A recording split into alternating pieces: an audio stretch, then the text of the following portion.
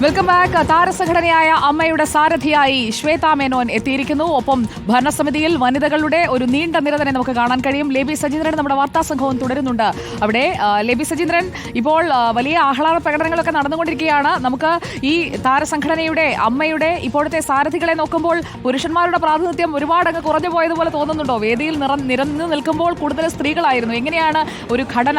അതൊന്ന് പൂർണ്ണമായി നമുക്ക് ആ പട്ടികയൊന്ന് പ്രേക്ഷകരെ അറിയിക്കാം. സുജയ, സന്തോഷ കാഴ്ച തന്നെയാണ്. വേദിയിൽ നിറഞ്ഞു നിൽക്കുന്നത് സ്ത്രീ സാന്നിധ്യം തന്നെയാണ്. പ്രസിഡന്റായി ശ്വേതാ മേനോൻ വന്നിരിക്കുന്നു. 20 വോട്ടുകൾക്കാണ് ശ്വേത പ്രസിഡന്റായി. തൊട്ടടുത്ത സ്ഥാനാർത്ഥിയായിരുന്ന ദേവനെ പരാജയപ്പെടുത്തി അമ്മയുടെ ചരിത്രത്തിലാദ്യ വനിതാ അധ്യക്ഷയായി ചുമതലയേൽക്കുന്നത്. അതുപോലെ തന്നെ ാണെന്നുള്ള വാർത്തകൾ പുറത്തു പോകാറുണ്ട്. പക്ഷെ നമ്മൾ സത്യത്തിൽ അങ്ങനെയല്ല. നമ്മൾ എന്തെങ്കിലും ഒരു പഴക്കം ഉണ്ടെങ്കിൽ, ചീത്ത ഒരു ശീലമുണ്ടെങ്കിൽ അതിനെ പ്രതിരോധിച്ച് അതിൻ്റെ മാറ്റങ്ങൾ വരുത്തി പുതിയ രീതിയിൽ മുന്നോട്ട് പോകുന്ന ആണ് നടന്നതെന്ന് ഇപ്പോൾ എല്ലാവർക്കും ബോധ്യപ്പെട്ടു, എല്ലാവർക്കും മനസ്സിലാവുന്നുണ്ട്. കാരണം നമ്മൾ ഒരു ഫൈറ്റ് മുന്നോട്ട് വെക്കുന്നത് അത് നടി ആക്രമിക്കപ്പെട്ട കേസിൽ ഉണർന്ന ഒരു കാര്യമാണ്. ഇപ്പോൾ നിർഭയ വിഷയത്തിൽ ഇന്ത്യ വേറൊരു തരത്തിൽ ഉണർന്നെങ്കിൽ ഇത് അവിടെ നിന്ന് WCC ഏറ്റെടുത്ത ഒരു സമരം, അത് ഹേമ കമ്മിറ്റി വന്നു, അതിനകത്തുനിന്ന് ഊർജ്ജം ഉൾക്കൊണ്ട് എല്ലാവരിലും പകർന്നിട്ടുള്ള, അത് സ്ത്രീകൾക്ക് മാത്രമല്ല പുരുഷനും സ്ത്രീകളിലും വന്നിട്ടുള്ള ഒരു വലിയ ഉണർവാണ് ഇന്ന് ഈ മാറ്റത്തിലേക്ക് വന്നിട്ടുള്ളത്. ഈ ജയം തീർച്ചയായിട്ടും സ്ത്രീകൾ മാത്രം നടത്തിയ ഒരു ഫൈറ്റ് അല്ല, പുരുഷന്മാരുടെയും കൂടെ ഫൈറ്റാണെന്ന് ഞാൻ പറയും. ഉന്നയിച്ച ആരോപണമല്ല, സ്ത്രീകളെ മുന്നിൽ നിർത്തിയാണ് പലപ്പോഴും ആരോപണങ്ങൾ പലരും ഉന്നയിച്ചിട്ടുള്ളത്. അതെല്ലാം കാറ്റിൽ പറത്തിക്കൊണ്ട് ഈ ജയം വലിയ സന്തോഷത്തോടെ സ്വീകരിക്കുന്നു. വലിയ ആനന്ദമാണ്.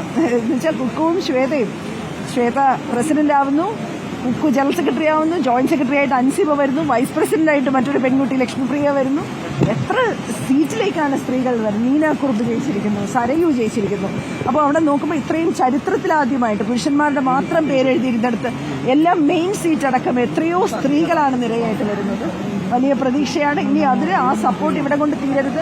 എല്ലാവരുടെയും സപ്പോർട്ട് ഉണ്ടെങ്കിൽ ഇനിയും ഷോസ് ഒക്കെ നടത്താൻ പറ്റുള്ളൂ. അതിന് മുന്നേറ്റമാക്കി മാറ്റണം. അപ്പോഴാണ് ഇത് ജയമാകുന്നത്.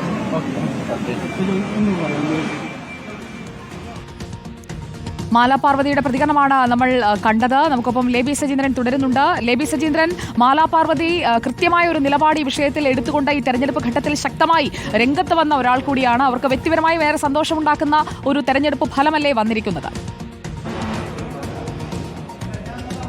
തീർച്ചയായും മാലാപാർവതി ഈ മെമ്മറി കാർഡ് വിവാദവുമായി ബന്ധപ്പെട്ട പ്രതികരണവുമായി തുടക്കം മുതൽ തന്നെ ഉണ്ടായിരുന്നു. അതുമാത്രമല്ല, കുക്കു പരമേശ്വരന് എല്ലാ പിന്തുണയും കൊടുത്തുകൊണ്ടുണ്ടായിരുന്നു, ശ്വേതയ്ക്ക് പിന്തുണ കൊടുത്തുകൊണ്ടുണ്ടായിരുന്നു. ശ്വേതാ മേനോനെതിരെയുള്ള കേസ് പോലീസ് സ്റ്റേഷനിൽ എത്തുന്നു, പിന്നീട് അത് കോടതി കയറുന്നു. ഈ ഘട്ടത്തിലെല്ലാം ഉറച്ച പിന്തുണ ഇവർക്ക് രണ്ടുപേർക്കും നൽകിയതാണ് മാലാപാർവതി. അതുകൊണ്ട് തന്നെ ഈ മാലാപാർവതിക്ക് മാത്രമല്ല, ഇത്തരത്തിൽ സ്ത്രീകൾക്ക് എല്ലാവർക്കും ആകമാനം ഒരു സന്തോഷമുള്ള അവസരം എന്ന് തന്നെ പറയേണ്ടിയിരിക്കുന്നു.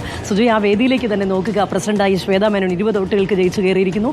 47 വോട്ടുകൾക്ക് കുക്കു പരമേശ്വരൻ ജനറൽ സെക്രട്ടറിയായി കയറിയിരിക്കുന്നു. രവീന്ദ്രനെയാണ് പരാജയപ്പെടുത്തിയത്. പിന്നീട് ഇങ്ങോട്ട് വരുമ്പോൾ ജോയിന്റ് സെക്രട്ടറിയായി അൻസിബ. പിന്നീട് ഇങ്ങോട്ട് സ്ത്രീ മുഖങ്ങളുടെ ഒരു പ്രസരിപ്പ് തന്നെയാണ് ആ വേദിയിലുള്ളത്. നമുക്ക് എക്സിക്യൂട്ടീവ് കമ്മിറ്റി ആയാലും പൂർണ്ണമായും അമ്മയുടെ പെൺമക്കൾ ഇതാ ഭരണസാരഥ്യം ഏറ്റെടുത്തിരിക്കുന്നു എന്ന് നിസ്സംശയം പറയാൻ കഴിയുന്ന സാഹചര്യമാണ് നമ്മൾ കാണുന്നത്. അമ്മയെ പെൺമക്കൾ നയിക്കട്ടെ, താരസംഘടന കൂടുതൽ ഉയരങ്ങളിലേക്ക് എത്തട്ടെ. നമ്മുടെ വാർത്തായാത്ര തുടരുകയാണ്.